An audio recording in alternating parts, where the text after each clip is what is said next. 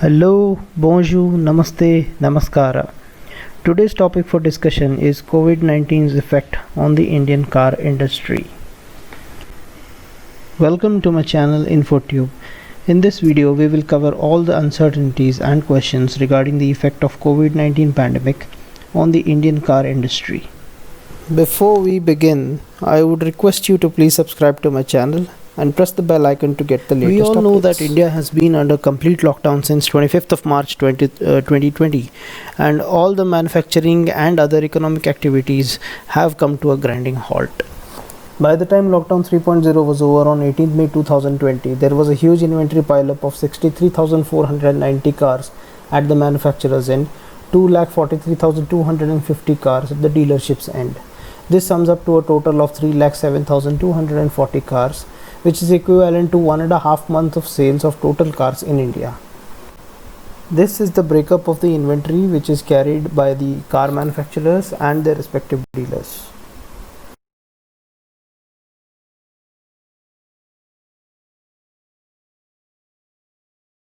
Let's look at some of the negative aspects of the COVID-19's effect on the Indian passenger car market.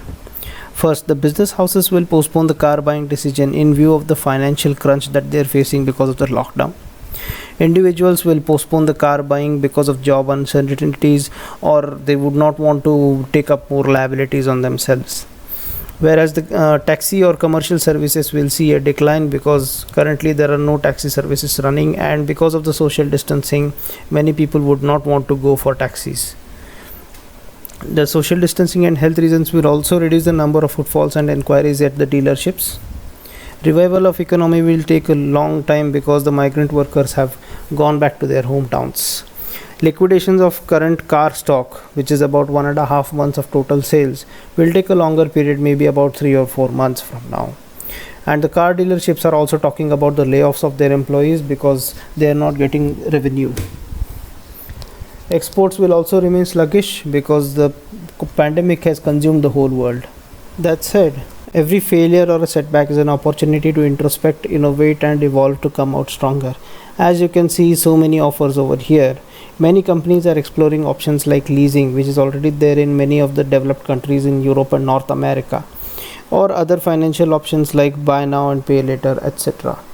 Now, let's look at some of the positive aspects of the COVID-19's effect on the Indian passenger car market. Companies will definitely come up with some discounts and financial offers to attract customers. Millennials will now prefer to have their own personal cars instead of using public transport or relying on shared mobility as they used to do before the COVID-19.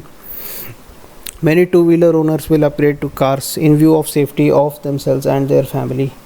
A survey which was conducted by Cars24 indicates that there will be a surge in second-hand small car buying. Online sales initiative and contactless sales, which is taken up by many of the car manufacturers and dealers, will definitely boost the sales.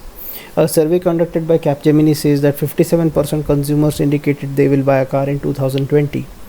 Government will also come up with economic booster schemes, and the prediction of normal monsoon will also improve the sales in the rural areas. Overall, there seems to be a glimmer of hope for the Indian car manufacturers in the near future. To summarize, the small cars will see a surge in demand, whether new or owned cars. Maruti and Hyundai would definitely benefit out of this. However, the launch of high-end cars and SUVs will be deferred as they are likely to face lower demand over the coming months.